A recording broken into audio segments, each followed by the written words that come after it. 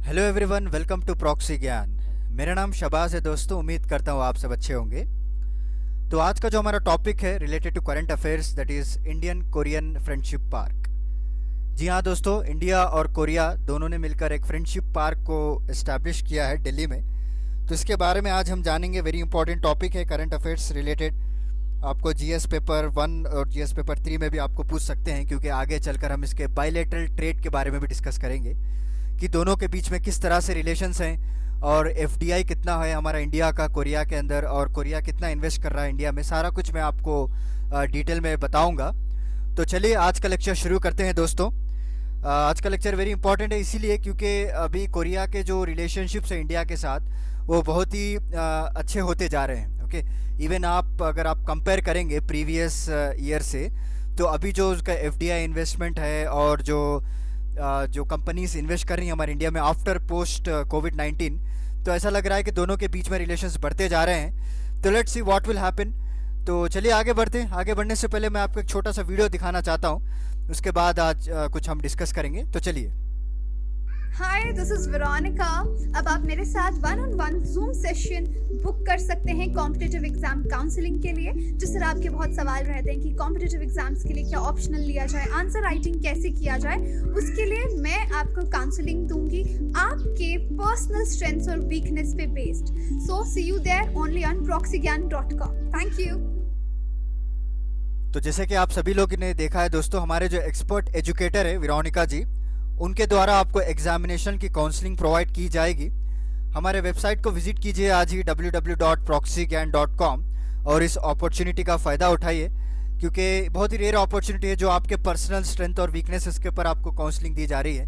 ऐसा नहीं है कि जो नॉर्मल काउंसलिंग लोग देते हैं, एक बड़ी क्लासरूम में सारे बच्चों को इकट्ठा कर देते हैं और एक जनरल काउंसलिंग दी जाती है।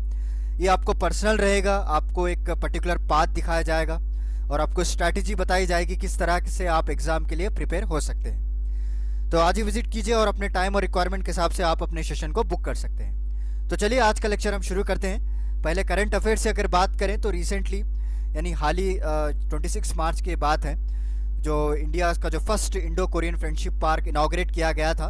हमारे जो डिफेंस मिनिस्टर है राजनाथ जी, जो आप इस इमेज में भी देख पा रहे हैं, और वहाँ के जो मिनिस्टर ऑफ नेशनल डिफेंस है उनका नाम है सू वुक। ओके, तो इन दोनों के द्वारा इस पार्क को इनाग्रेट किया गया है और इसका जो लोकेशन है वो दिल्ली कंटोनमेंट में है। Okay, that is very important. The location is also very important. आपको दिल्ली कंटोनमेंट में आपको इसको लोकेट किया गया है। एंड इसके डिटेल्स की अगर बात करें तो ये पार्क एक जॉइंटली डेवलप किया गया था। हमारी जो मिनिस्ट्री ऑफ डिफेंस है गवर्नमेंट ऑफ इंडिया की, और Indian army, Delhi cantonment board और एम्बेसी ऑफ कोरिया, ओके, तो इन चारों लोगों ने मिलकर इस पार्क को डेवलप किया है।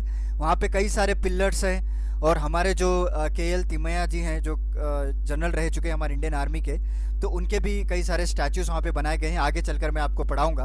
ओके, तो अगर एंट्री की बात करें, इसका लोकेशंस की बात करें, तो 6 एकर्स में इसको बनाया गया है दोस्तों, पार्क है।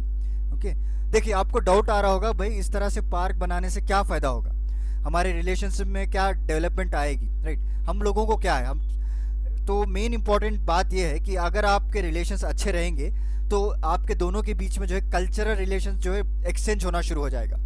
ओके, तो आगे चलकर जो है आपको कई सारे बेनिफिट्स दिए जाएंगे।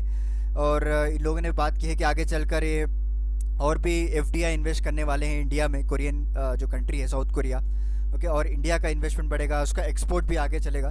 तो this are all kind of friendly activities दोस्तों। ओके, ऐसा नहीं कि कोई भी पैसा खर्च करके सिर्फ एक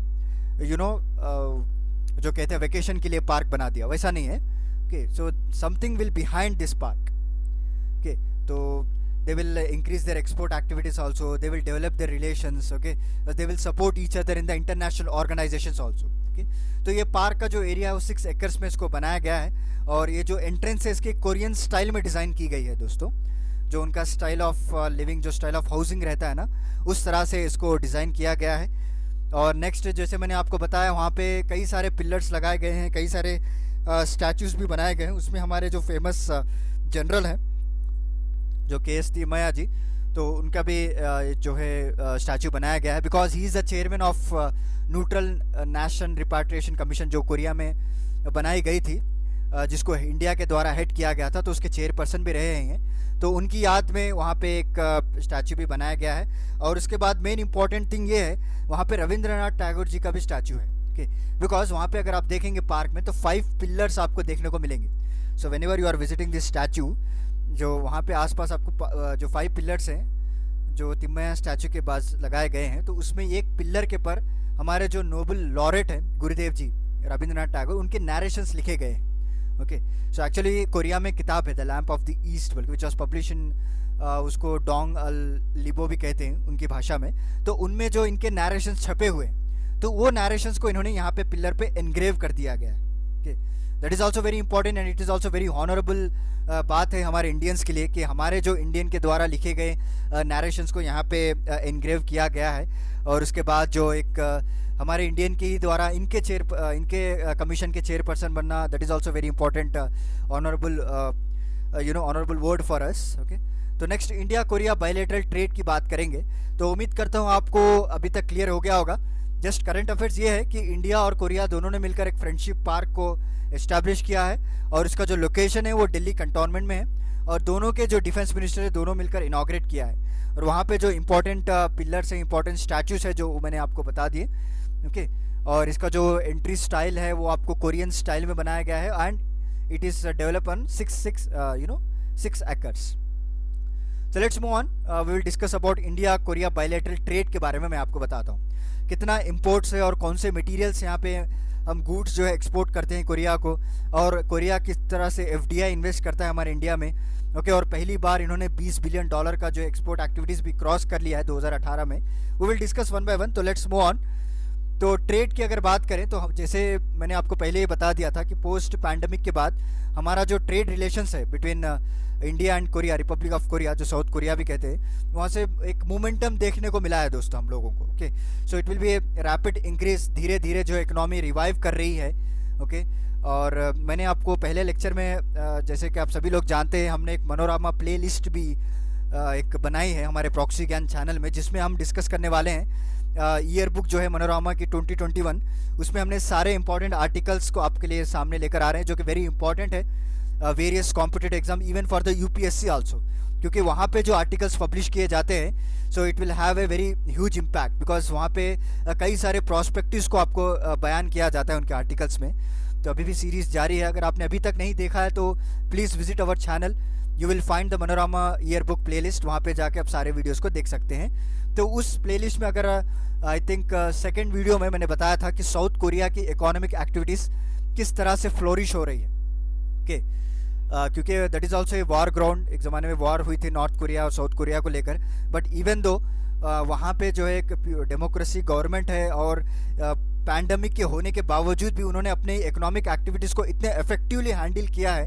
ओके, उनके पास जो सोफिस्टिकेटेड टेक्नोलॉजीज डेवलप की गई हैं कि आगे चलकर वो कोई अनएम्प्लॉयमेंट की सिचुएशन ही ना आ पाए, इस तरह से उन्होंने अपनी इकोनॉमी को डिज़ाइन किया गया है।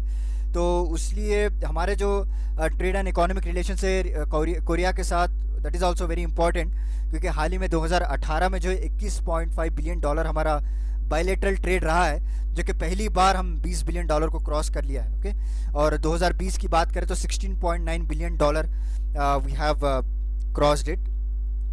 तो नेक्स्ट एक एग्रीमेंट भी साइन की गई है दोनों के बीच में, that is bilateral comprehensive economic cooperation agreement. तो इसका मकसद ये है कि दोनों के बीच में जो भी इकोनॉमिक टाइज होते हैं, okay, related to investment in the company, FDI, और कोई परमिशन चाहिए आपको कंपनी इस्टेब्लिश करने की, सारा कुछ इस एग्रीमेंट के तहत यू नो दैट मेटिकुलसली आपको पास कर दिया जाएगा। ओके, और 2018 में कोरिया का जो इन्वेस्टमेंट रहा है, कोरिया का जो FDI रहा है हमारे इंडिया में, दैट हैज़ क्रॉस्ड $1 बिलियन।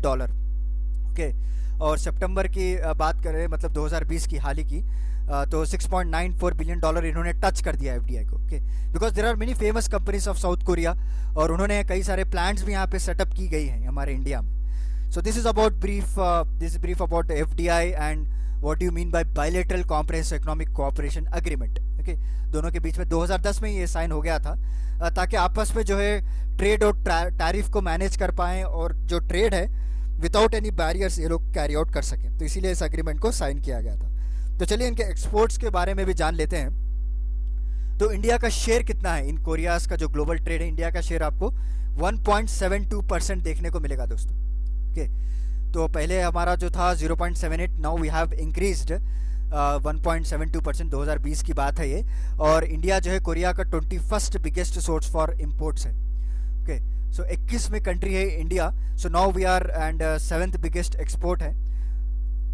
तो it's very good to know, आगे चलकर हम और भी डेवलप कर सकते हैं and we can also import all over. जैसे कि आप सभी लोग जानते हैं कि हमारे प्रधानमंत्री नरेंद्र मोदी जी ने उन्होंने एक नारा लगाया हुआ है कि आत्मनिर्भर भारत, क्योंकि सेल्फ डिपेंडेंसी।